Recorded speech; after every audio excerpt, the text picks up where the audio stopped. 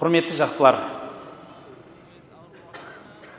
Алла тағала сіз бен бізді осы дүниеге алып келгеннен кейін бізге ескертуші жіберді. Ол пайғамбар ретінде келді. Оған кітап ретінде Алла өзінің бұйрығын жіберді. Бізге ескертушіні тіке көре алмағандарымызға сол кісінің мирасқорлары, ғалым, үлкен ғұлама кісілер арқылы бізге жетіп келді. Енді сол Алланың сізбенен бізге жаратып қойғаннан кейін бұйрығын исламда тәклиф деп айтамыз. Бізді мүкәлләф дейміз. Сол Алланың ұсынысын қабыл қылушы деген сөз. Алланыкін тәклиф, ұсыныс. Яғни байқайсыздар ма? Алла тағаланың бұйрығын біздің ислам тәклиф деп айтады, ұсыныс. Осылай жасасаң жақсы болады. Осылай жүрсең дұрыс болады. Осылай қылсаң екі дүниеңнің бақытын табасын деп Аллахым ұсыныс қылады. Сізбенен біз егер соны жүрегіңізге жақын тұтсаңыз, қабыл қылушы боламыз. Мүкәлләф. Енді осы Алланың бұйрығын сіз бен біз орындап жатқанымыз, орындамай жатқанымызға қарай сауап амалдар және де өзінің ақысын аламыз. Өмір осылай ұйымдастырылған. Тағы бір дүние бар, айтқым келген. Бұл бәрі кіріспе ретінде айтып жатырмын. Алланың осы бұйрықтарын қанша жастан бастап сіз бенен біз орындауымыз парыз болады? Бәрекелді. Балиғат жасынан бастап соны орындау парыз болады екен бізге. Парыз айны бар, парыз кифаясы бар, көпшілігіміз білеміз. Алланың бұйрықтарын орындау 9 жастан былай қарай болады. Неге? Әйел кісілерге 9, ер кісілерге 12. Ол ең кемі, минимум, 15-те бітеді. 15 жаста бітеді. Енді біз солтүстік өлкелер болғасын, бізде 13, 14 жаста, ең соңында 15 жаста балиғатқа жетіп жатады. Осы балиғатқа жеткеніменен ол кісіге парыз болады. Сол Алланың бұйрығын орындау, тәклиф деп атаймыз. Балиғат жасқа жеткеннен кейін дегенді сіздер қалай түсінесіздер? Мен сол жерден бастағым келіп отыр тақырыпта. Саналы боламыз дейді. Алланы тани бастайды. Сол кезден бастап сіз бен бізге сауаппенен күнә жазылады, дұрыс па? Сауаппенен күнә жазылады. Сол кезден бастап.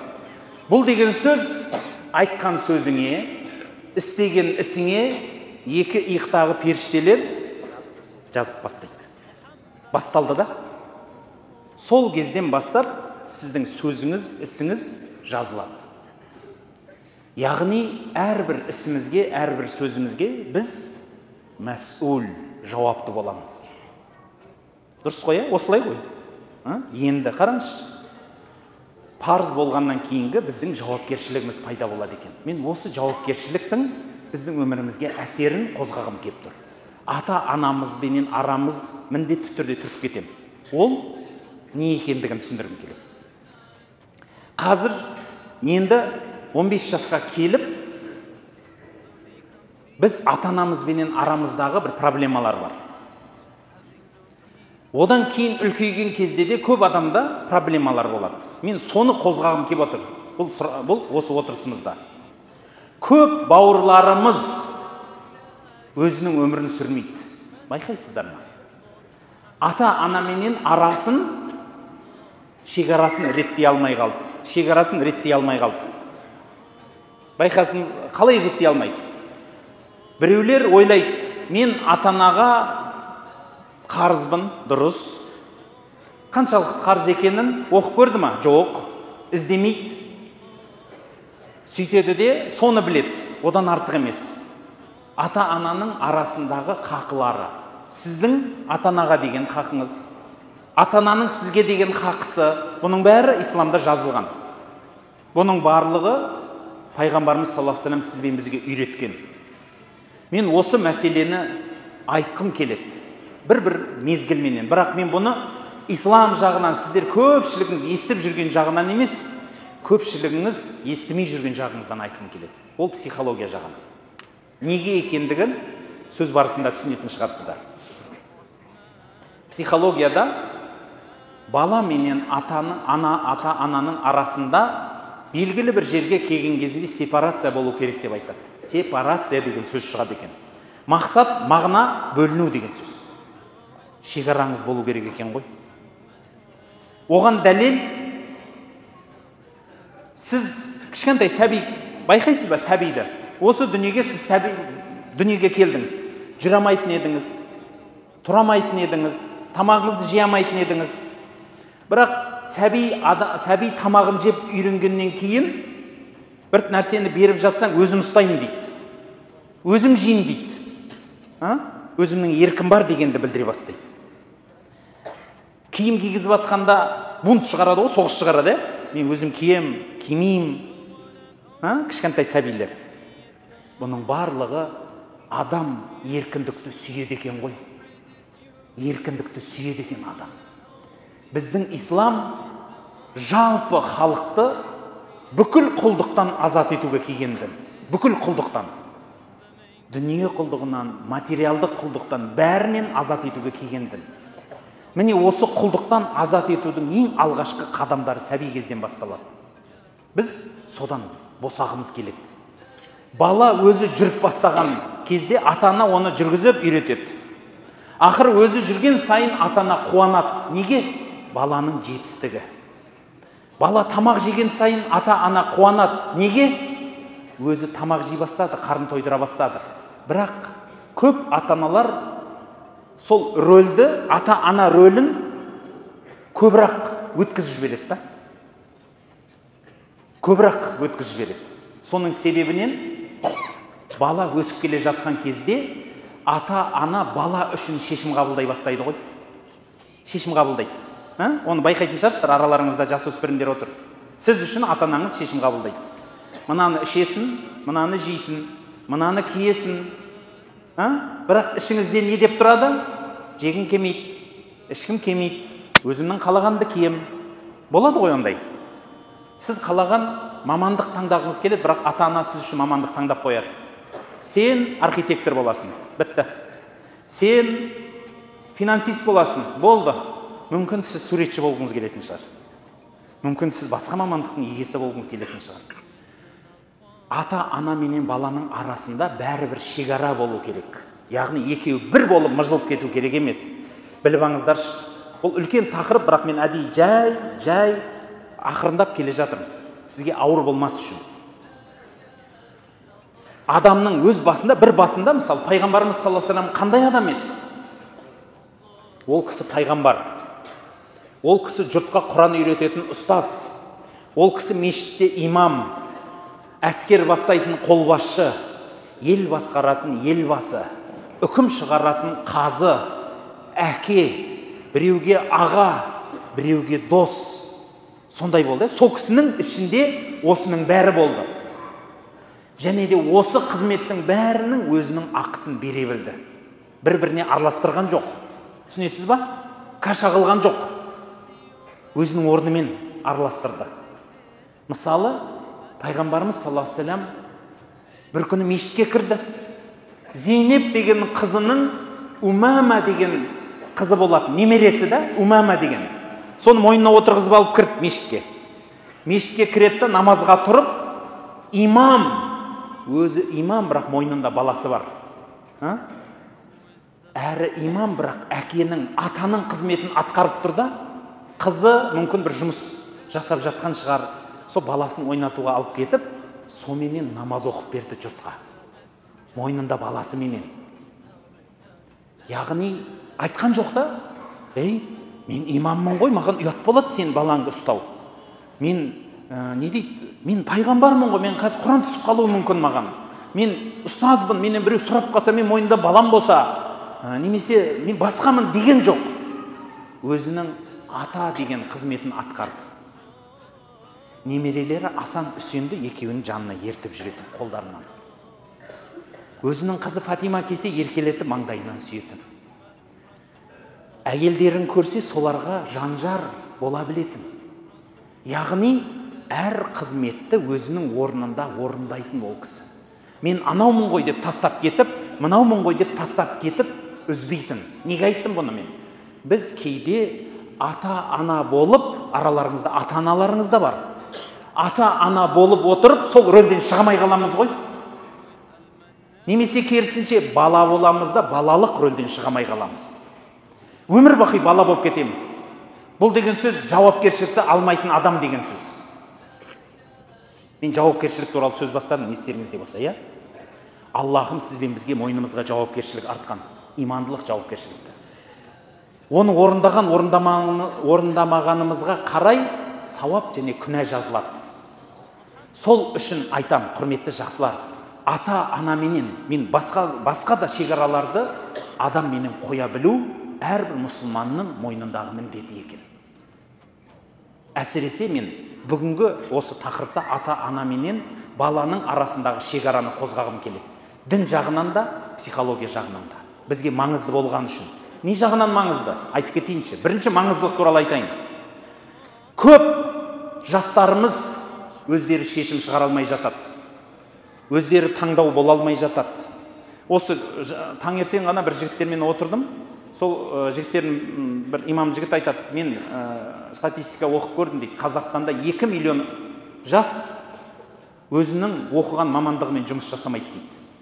2 миллион жас, өзі жас, 20 миллионның ішінде жастарымыз қанша уақытпыз, ойлаңызшы. Оның 2 миллионы өзінің мамандығымен жұмыс жасамаса, не болды онда? Ол үшін түрлі себептер бар. Иә, ол өзінің қателігі бар, бірақ солардың ішінде ол кісіге ата-анасыменен шекараны дұрыс қоя алмағандығының реті бар. Ата-анадан ұзап кетпеу керек. Шариғатымыз нақты айтады.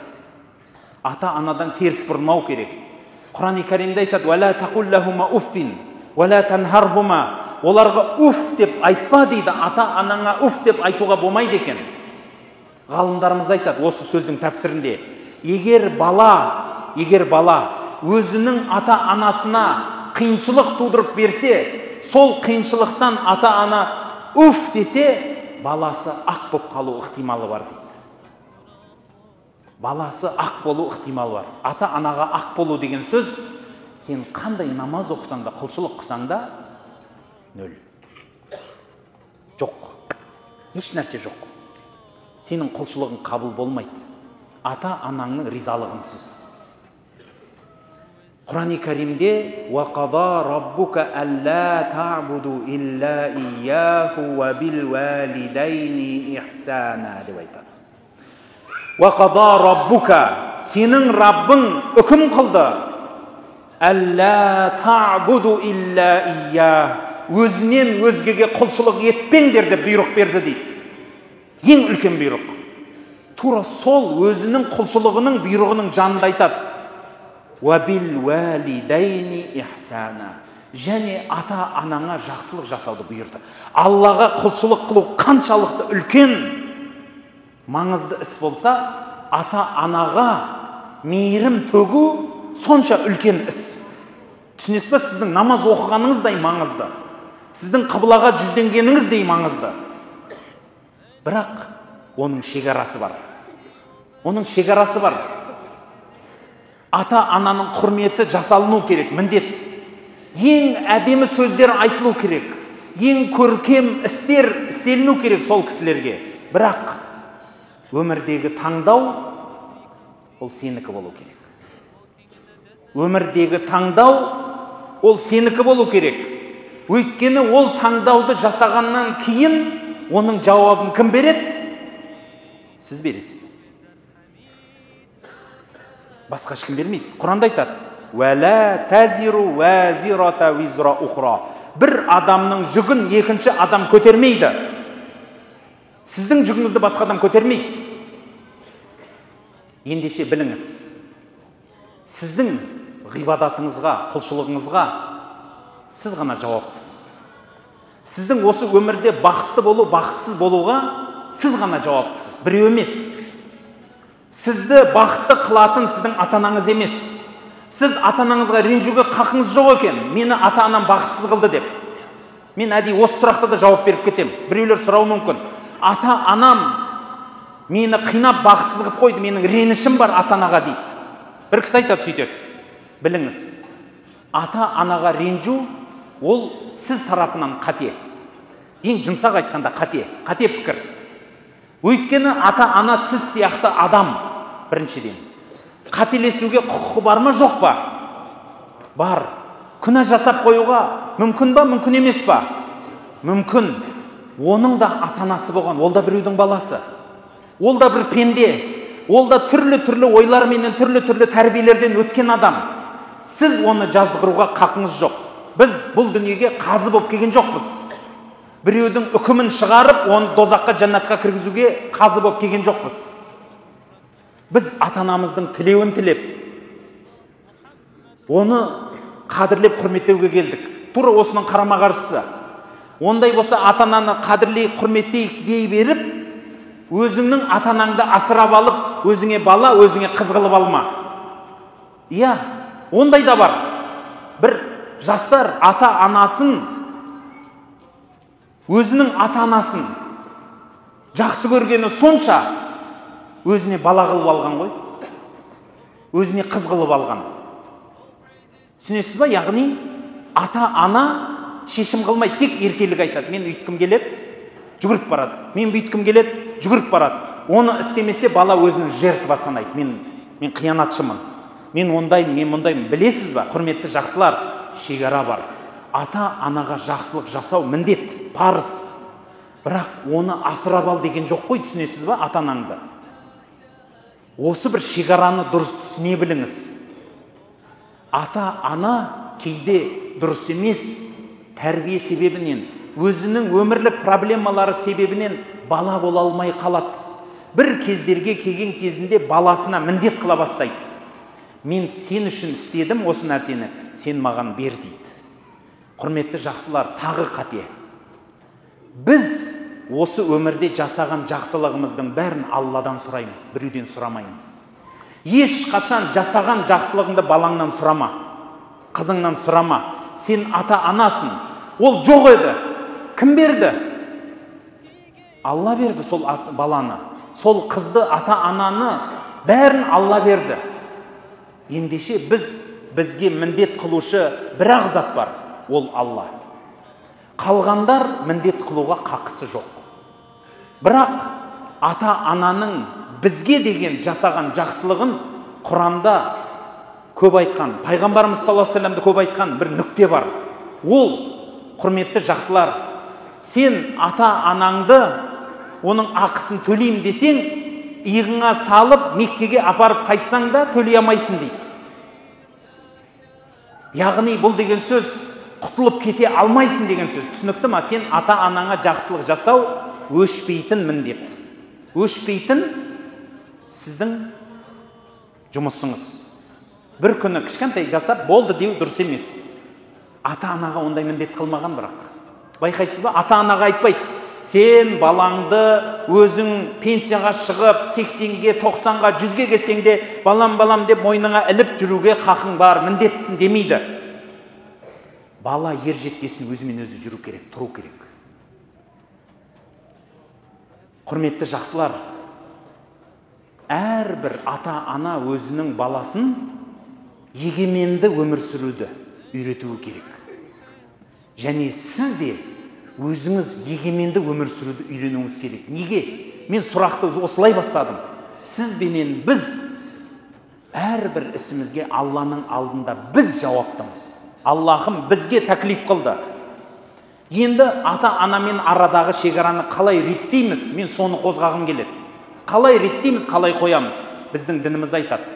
Ата-анаң егер сені күнә іске шақыратын болса, сонда ғана мен сені, Алла тағала, мен сені ол міндеттен босатам дейді. Сол істен. Бірақ міндеттен босатам деген сөз өмір бақи ата-анаң тастап кетемес. Немесе міндеттен босатам деген сөз сен ата-анаңа жекіп, жаман сөз айт деген сөз емес. Өзіңнің шекараңды көрсет деген сөз. Намаз оқу. Мысалы, біреулер сұрайды, мені әке-шешем араққа жұмсайды дейді, арақ-шарапқа жұмсайды. барайын ба бармайын ба дейді. Бармайсыз. Бірақ ол бармайтындығыңызды соғыс арқылы білдірмеңіз. Мен бармаймын деп соғыс шығармаңыз. Оны жай ақырындап келесіз. Өйткені Алла тағала сізді, ойлаңызшы, сізді дүниеге алып келгенде ата-анадан қалай бөліп жатқанын білесіз ба? Сізбен біз ата-анаға жабысып тудық. Онсыз өмір сұрамайтын болып тудық. Ақырындап өзімізді жеуді үйретті, өзімізді жүруді үйретті.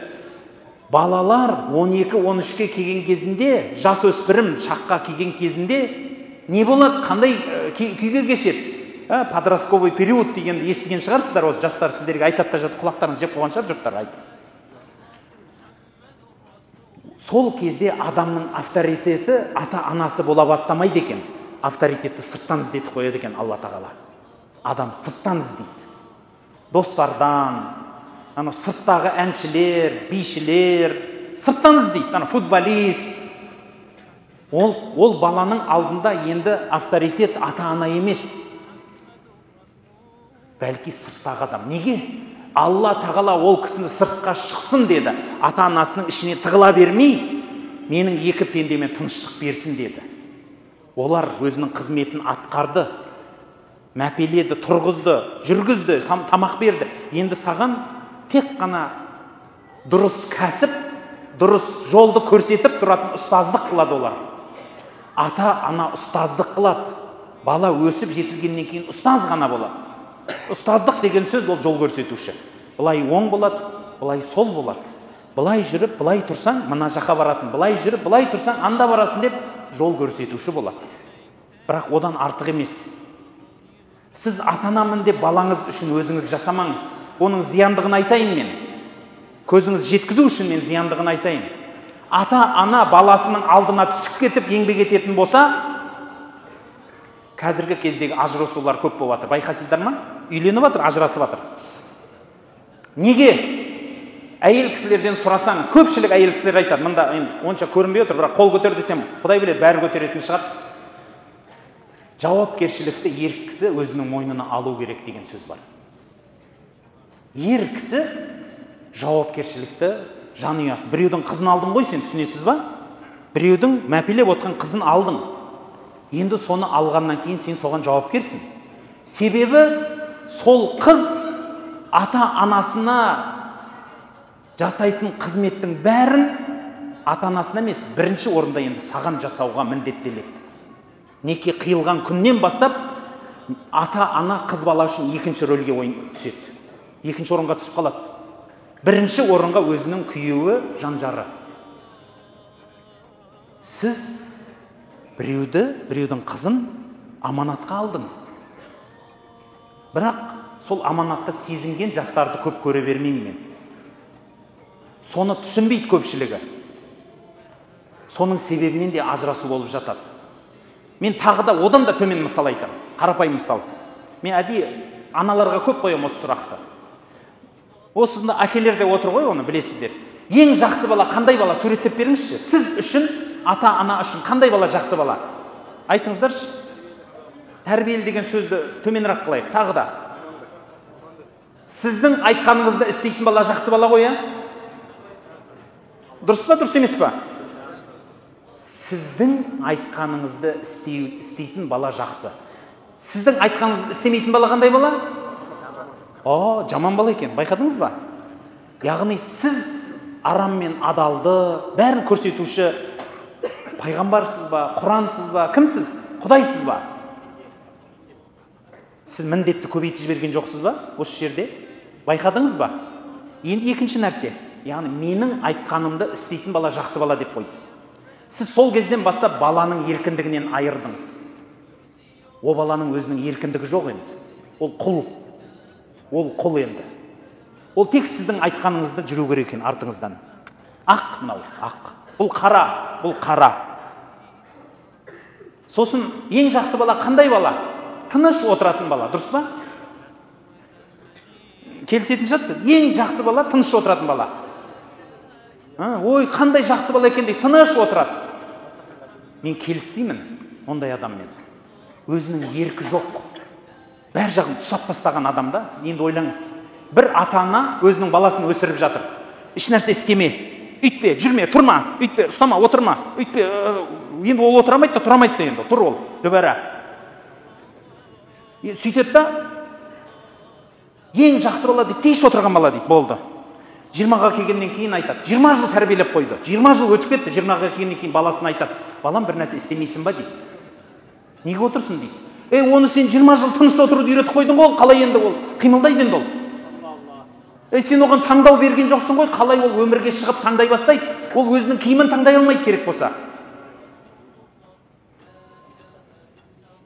Сіз баланың еркіндігінен айырып жатсыз, байқадыңыз ба? Сіз баланы құл қылып жатсыз. Ұстаз деген үйтпейді ғой. Балаға еркіндік бере біліңіз, түсінесіз ба? Бере біліңіз еркіндікті.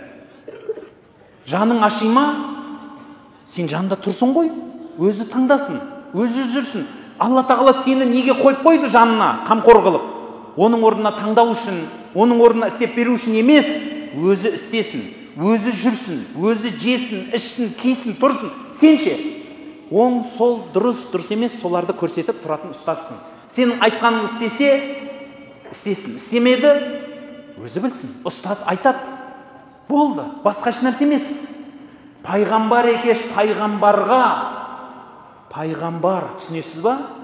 Пайғамбар деген көз алдыңызға қалай елестетесіз? Алланың тікелей осы жердегі бұйрығын жеткізуші өкіл. Соның өзіне Алла тағала айтады, «Уәмә алейка илләл бәләғул мубин». Саған тек қана жеткізу дейді. Пайғамбардың өзі ешкімнің желкесінен ұстап алды. Намаз оқуың керек, ораза тұтуың керек, жүр, тұр деп айтуға қақысы жоқ. Пайғамбар екеш, пайғамбар сізбенен бізге бұйрық беріп тұрса да, сізбенен бізге бұйрық берсе де, орындамау өзіңнің қақың деді. Ол сөзді әдем айтқан тағы, бүйтіп айтады. Кім жәннатты қаласа кіреді, жәннатты қаламаса кірмейді дейді ғой. Сөйтсе, бір кісі сұрады, «Уа Расулалла, жәннатты да қаламайтын адам бар ма?» депті да. Соны да қаламайтын адам бар ма десе айтқан екен. Кім менің айтқаныммен жүреді, жәннатқа кіреді, менің айтқаныммен жүрмейді, жәннатқа кірмейді деп. Яғни мен жәннаттың жолын көрсетіп жатырмын, болды. Басқа еш нәрсе емес. Пайғамбар зорлықшыл болып келмеген. Пайғамбар біреудің желкесінен сүйреп келмеген. Ол мына жерде жәннат, мына жерде дозақ деп жол көрсетуші болып келді. Жер бетіндегі ең ұлы Алла болса, Алланың сөзін жеткізуші одан кейін пайғамбар болса, Алланың өзі, мен сөзімнің ең басында айттым ғой, Алланың бұйрығын тәклиф деп айтамыз. Тәклиф деген сөз ұсыныс. Түсінесіз ба? Ұсыныс. Алла тағала мысалы төбемізден төнуіне болар еді, төбеңізден көрініп тұрса болар еді. Күніге көресіз да Құдайды. Намазыңды оқы десе не істейсің? Жүгіріп кетесің ғой. Ой, қандай оқисың? Қандай ықыласпен оқисың төбеңнен қылыш тұрса? Дозақты мына жағыңнан, жәннатты мына жағыңнан көрсетіп қойсыншы. Қалай әдемі оқисың? Күніге ана дозақта деп шыжғырып атқан адамды көріп тұрсаң. Намазда деген қандай қорқынышпен деп тұрып оқисың, Бірақ өйткен жоқ қой, түсінесіз ба? Сізбен бізге ерік берді Алла тағала. Бізді ерікті қылып дүниеге алып келді. Мен сол үшін айтамын. Бала ата-ананың құлы болуға келген жоқ. Тура соның кері қарады. Ата-ана да балаға құл болуға келген жоқ. Саған да ата-анаң еш нәрсеге қарыз емес. Ол өзінің қарызын Алланың алдында ғана қарыз, саған емес.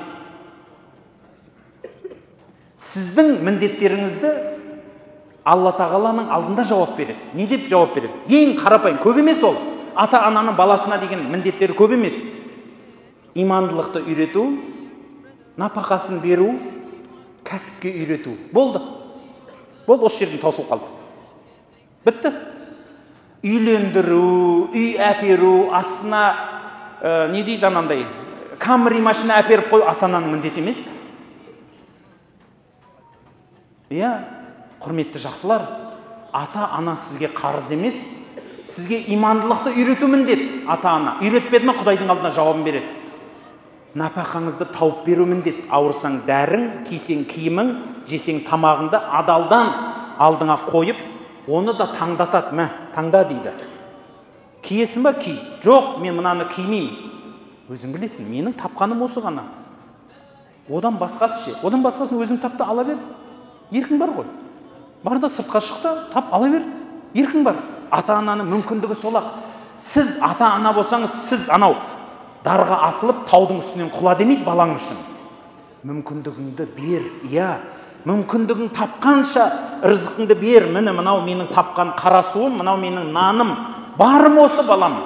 Жоқ, мен сарымай қалаймын. Барым осы менің. Одан басқа міндетің жоқ сенің. Бірақ, құрметті жақсылар, бала менен ата-ананың арасының шекарасын мен әдейі көрсеткім келіп жатыр. Байқадыңыздар ма? Ата-аналар қазіргі жігіттер, қыздарды қалай қылып қойғанын? Өзі таңдай алмайтын, өзі өмірінде тыныш, әрдайым тыныш жүр, еш нәрсе істеме, менің ғана айтқанымды істе деген нәрсенің барлығы бұны сіздің құқығыңызды жеу болып саналады. Аллаху алам, Құдайдың алдында да жауабы бар бұның. Алланың алдында да жауабы бар бұның. Тіпті Құран-ы Кәрімде айтады. Біреулер сөйтіп мысал қылады екен. Біз, ей Мұхаммед, біздің ата-бабамыз ұстанған дінді сен жоққа шығарып келдің ба деген кезінде айтады. Сендердің ата-бабаларың қателеспейтін адам бет дейді. Ол да адам ғой дейді, түсінесіз ба? Ол адам, әңгіме ата-бабаңның жолын ұста дегенде ақылмен ұста деген сөз. Оның қателігін түзет, дұрысын көтер деген сөз. Барлық нәрсені көзіңді соқыр қыла бер деген сөз емес қой. Мен есімде бір мысал айтып берейінші. Қызық болсын деп айтып жатырмын. Бір имам кісі енді аяғын ауыртып алады. Бір аяғын ауыртып алып, сосын айтады екен, сендер жамағатқа, сендер өздерің оқи беріңдер, мен дәреттен ұзағырақ дәрет алам деп, дәрет алады ғой енді. Сөйтіп дәрет алып келем дегенше жамағат оқып кетеді ғой. Сөйтіп имамның өзі енді ақсаңдап барып намазға тұрайын деп тұр. Сөйтсе мешітке зияратшылар келіп қалыпты, адамдар да. Енді зияратқа келіп қалған ғой. Сөйтсе бір кісі енді әдемі сәлде, шапанда намаз оқып жатыр. Ой, намаз оқып жатыр екен ғой деп жұрттың бәрі сапқа тұрса бірге намаз оқыпты. Сөйтсе артынан тұрған адам күледі дейді да, жырқылдап. Неғып күлесің десе, ана имамның бір аяғы ауырады ғой. Сәжде қылған кезінде бір аяғын ұзыннан ұзын созып тұрып сәжде қылады екен да, бір аяғын бүгіп сәжде қылады екен. Былай қылып та. Ана бір аяғы ұзын, бір аяғы бүгіліп сәжде қылады да, сәждеде жатқанда осылай. Жұрттың бәрі сөйтіп сәждеде жатыр екен ше өйстіп. Соқыр еру да, бұл. Соқыр еру да. Намаз білмейтін адамдікі ғой. Ананы көріп құлаған ғой анау. Мәссаған деп. Кіріп қалған, бір кісі намаз оқып отыр, тұра салған, бір аяғын созып сәжде қылса, ол жұрттың бәрі сол аяғын созып сәжде қылған ғой жаңағыдай. Солай оқу керек екен деп ойлаған ғой. Сізге күлкілі, өйткені намаз біліп тұрсыз ғой қалай оқылатынын. Дәл сол сияқты ғой, құрметті жақсылар. Ата-ана бола білу деген жақсы, ата-баба деген жақсы, солардың жолын. Бірақ олар ақсақ болса, сенде ақсақ бол деген сөз емес қой. Оны түсінсең, ана кісінің аяғы ауырған үшін сөйтті, аяғы ауырмаса былай сәжде қылатын еді деп, сәждені дұрыс жасайтын еді.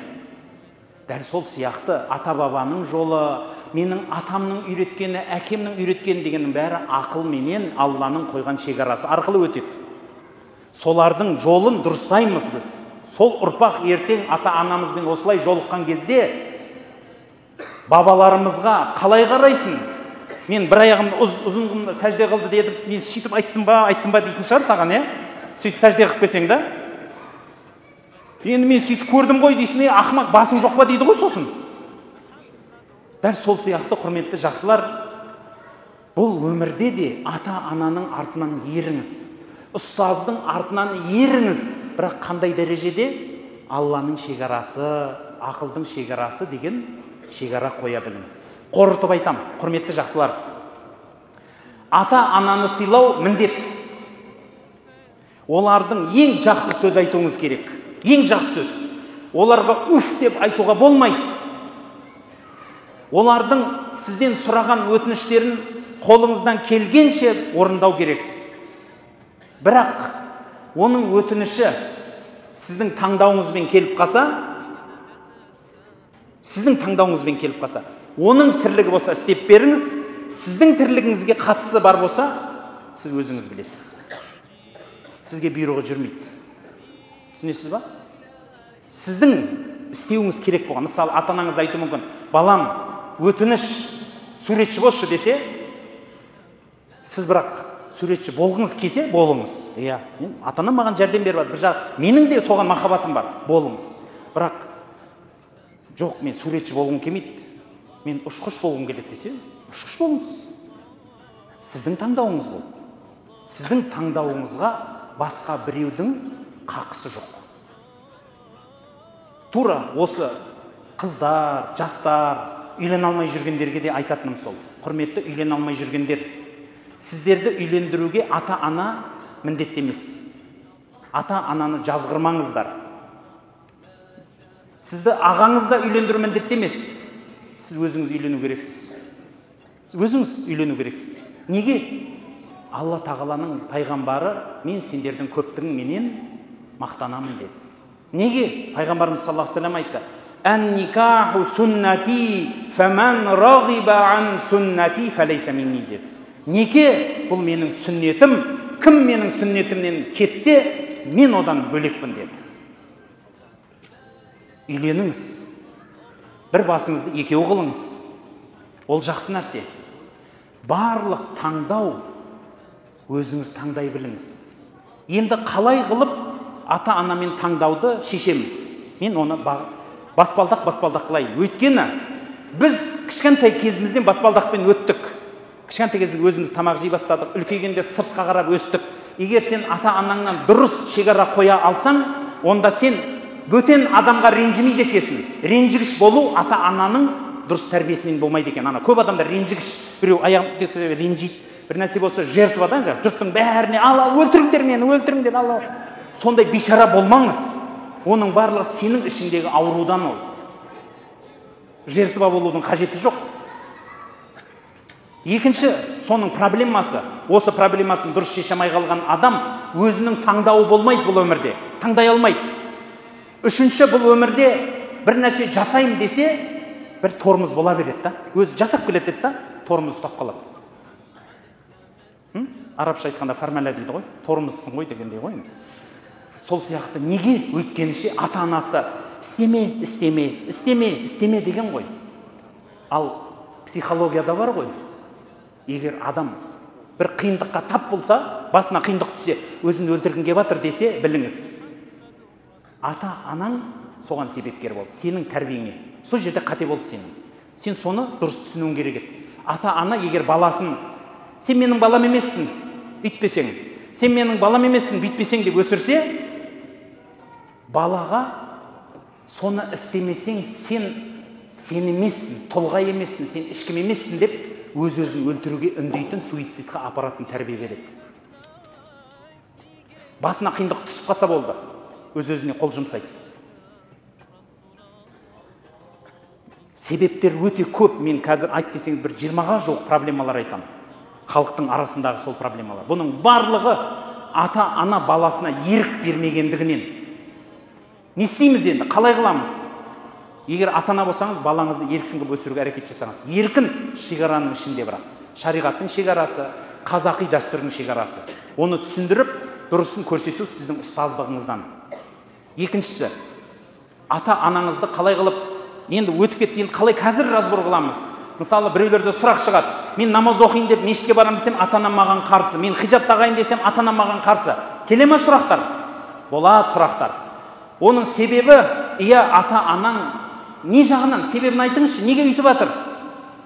Сізге жамандық ойлап жатыр ма? Сізге жаны ашығаннан істеп жатыр бірақ. Дұрыс па?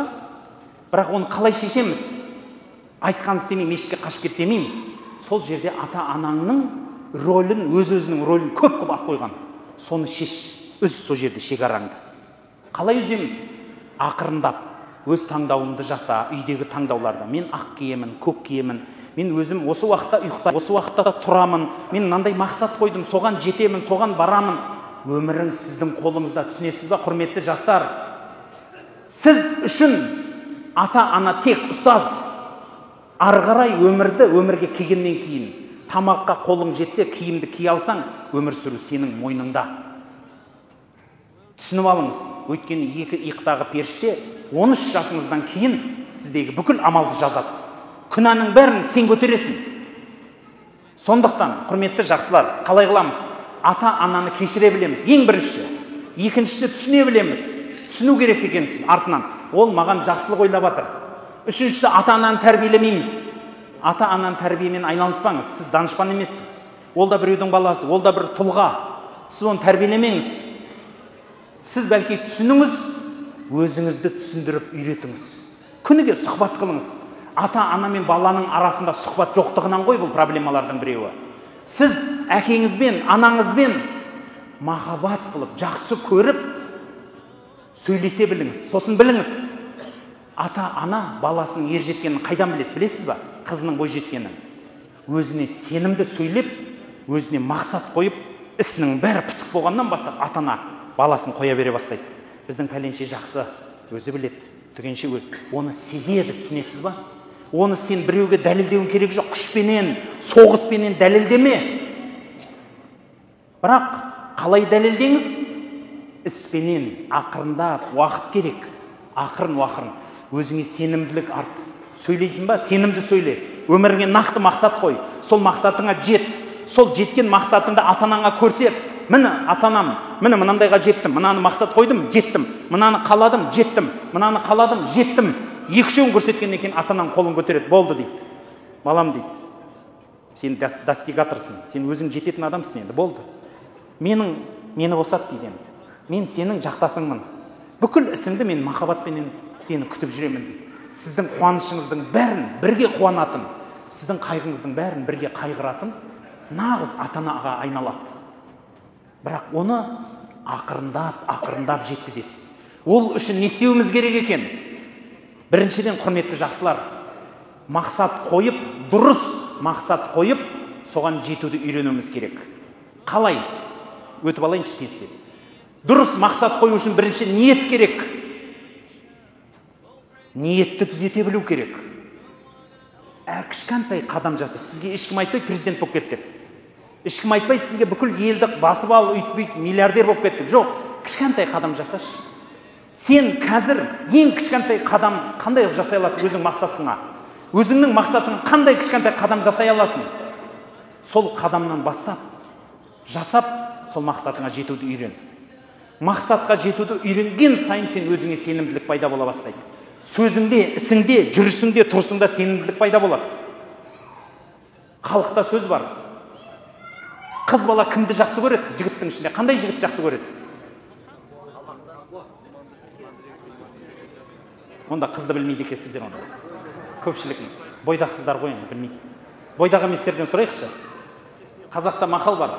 Қандай жігітті қыз жақсы көреді? Ел мақтаған жігітті қыз жақтаған дейді.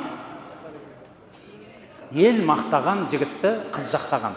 Бұның мағынасы, жігіт дүйім жұрттың ішінде өзіне сенімді, ісі тиянақты, жүрісі нық болса, бірден қыз бала бірден аңғарады. Міне мынау адам, мен осы кісінің қолынан ұстасам дейді. Мені Құда қаласа, ешкімнің қолына тоздыртпайды, аздыртпайды, менің жағдайымды жасайды осы дейді. Ат таңдағанда да осындай ғой, білесіз ба? Енді мен сіздерге қазақ болғасын, мен сіздерге әдейі айтып жатырмын. Ат таңдағанда, енді анау түрлері көп, аяғы болу керек, беті болу керек, анау-мынау дейді да, жүрісіне қарайсың. Ат таңдағанда ше, андайға бүйтіп жүрген құлынды қоя саласың, ол жейтін нәрсе ғой ол. Құлынды жаратты ғой, жеуге жаратты. Жүрісі нық, құйрығын көтеріп тұрса, басын көтеріп құлағын тік ұстады ма? Мынау ат болады мынау. Мынау ат болады мынау. Сенімді мынау. Сондайғы таңдайсың. Ер жігітте сондай, түсінесіз ба? Салбырап жүрме, бүйтіп шапаныңды іліп. Қыз бала көреді айтады, ей, мына бейшара екен ғой дейді. Өйткені сені салбыратып жүретін не нәрсе? Сенсің. Біреу емес. Оған кінәлі кім? Сенсің, өзіңсің. Еш қашан қателігіңді біреуден көрме, ата-анаңнан көрме. Себебі ата-анаң мүмкін сізді дұрыс емес тәрбиелеп қойды. Мүмкін сізге дұрыс емес жасап қойды, дұрыс емес әңгіме істеп қойды, көрсетіп қойды, үлгі көрсетіп қойды. Бірақ сенің ақылың бар ғой, айналайын ау, сенің ақылың бар ғой, Құдай тағала саған ана басты неге берді? Анау екі шақшадай көзді неге берді? Мына екі құлақты неге берді? Жақсылықты көр, үйрен. Есті, үйрен. Үлкендердің, жақсы адамдардың жанынан еріп жүрсей, солардың жанында жүрсей. Сол үшін қазақта әдемі сөз бар, айтады. Болатын бала кісі менен ісі бар дейді. Болмайтын бала кісі менен несі бар дейді. Болмайтын бала ол дастарханға қонақ келсе қашып кетеді. Болатын бала дастарханға қарай келеді өзі. Қаяқтан келіп жатсыздар? Кімсіздер? Қош келіпсіздер. Міне адам болатын бала. Түсінесіз ба? Сондықтан құрметті жақсылар, біріншіден ата-анаға ренжімейміз. Ренжуге қақың жоқ. Өйткені Алланың саған берген жаны, саған берген нұры сол екі кісі келген. Сен қарызсың ол екі кісіге. Ол кісілерге әрдайым жақсылық жасайсың. Ренжуге қақың жоқ. Қателіктердің барлығын не істейміз? Ата-анамыз бізге қателік жасаса да түсінеміз. Оны түсіну керекпіз. Түсінгеннен кейін кешіре білу керекпіз.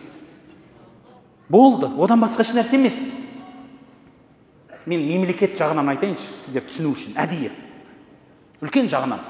Біз мысал дейік, осы отырған жамағат дейік, бір ел боламыз деп жатырмыз, мысал, мақыл деп. Бәріміз осы бір елді құраймыз деп жатқан кезінде, ішімізден бір 2-3 адам бізге қарсы болып қалды. Қарсы болып, жоқ, былай жасайық, жоқ, олай жасамаймыз дейді. Былай жасайық, жоқ, мен қарсымын деп жатыр. Қалай шешесің? Егер ол қарсы адам біздің елдің сыртындағы адам болса, онымен соғыс аласың. Тұмсық бұзасың да. Проблем жоқ та, шешіледі. Бірақ өзіңнің ішінен шыққан адамды тұмсығын бұзсаң, мынаның бәрі қарап тұрады. Дейді, бүгін ананы ұрды дейді, ертең сені ұрады. Арғын сені, құқымызды жейді ғой мынау. Іштен шыққан аланы қалай жеңеміз? Сабырлықпен жеңеміз, тыныштықпен жеңеміз. Болды. Ортада онда келісейік. Яғни келісім сөз қыласың. Тоқта, сен не дегенге батыр? Түсін оны. Түсін алмай жатсың ба? Тым болмағанда айтасың, құрметті жақсылар-ау. Бәріміздің бара жатқанымыз бір қыбыла ғой. Сол бірлік үшін сен осы мына көпшілік сенен көп болып тұр ғой. Сен осы көпшілік үшін өзіңнің қалауыңнан баз кеш. Біздің бірлігіміз үшін сен бізбен бірге жүр деп айтасың. Егер ақылы болса, жүреді. Міне осылай шешіледі. Үйдің проблемасына осы түсінесіз ба? Үйдің ішіндегі балаларды ұрып тебу, інілерді тепкілеп, өзіңнің айтқаныңмен жүргізу демен шешілмейді. Бәлки өзіңнің бала шағаңның бәрін дұрыс жол көрсетесің. Қарсы болды ма? Жанұяның құндылығын түсіндір. Сен қазір біздің жанұядан бөлініп шықсаң, ана көршілер бір мазақ боламыз. Алланың алдында күнәһар боламыз. Арамыздан бірлік кетеді. Сен де береке таппайсың, мен де береке таппаймын. Сен де сыртқа шығарып ренжейсің, мен де осы жерде жүріп ренжеймін. Реніштің бәрін тастада, не проблема айт, ортаға қой, шешейік дейміз. Барлық проблема шешіледі. Шешілмейтін проблема кешіріледі, өшіріледі, ұмытылады. Бір жүрген жол, бір жанұя ол, бір жүрген, бір мақсатты азаматтар. Соны жанұя құндылығын үйретуіңіз керек. Мен сол үшін айтам, ата-анаға ренжуге болмайды. Аға, ініге, балаға ренжуге болмайды. Ол қателік қылды ма? Ол адам, қателікке рұқсат бер. Түзете аласың ба, насихат қыл. Түзете аласың ба, дұрыс жолын көрсет. Түзелмей ма? Сол күйінде ұстайсың. Ұстаздарымыз баяғыдан айтатын, әйел сенің қисық қабырғаңнан жаратылған. Соны сол қисық күйінде қолданасың дейді. Сол қисық күйінде қолданасың. Алла тағала оны бекер үйтіп жаратқан жоқ. Сенің өмірің тәтті болу үшін жаратты.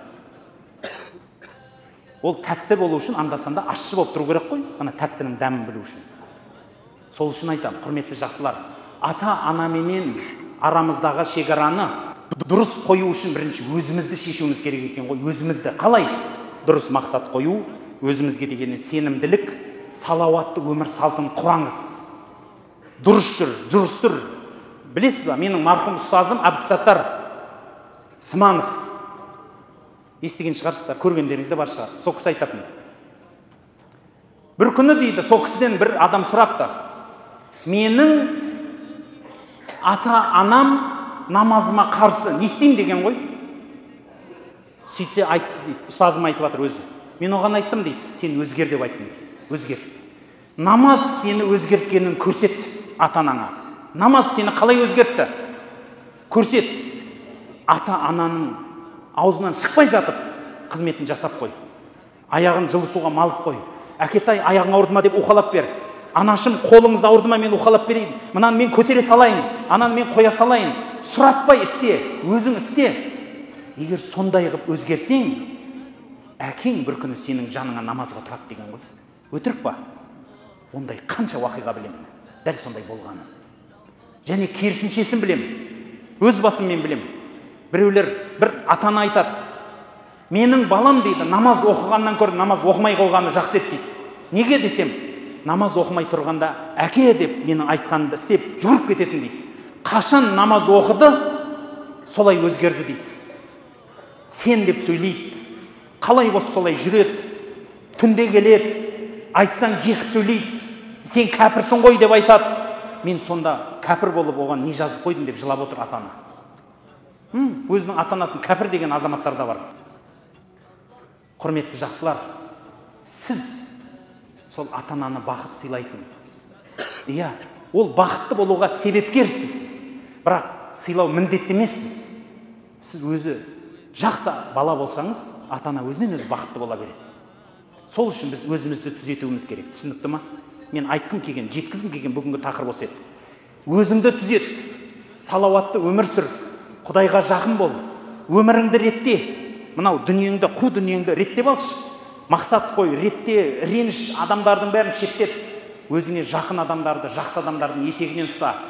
Осының бәрін ұстансаң, ата-анаң саған әрдайым разы болады.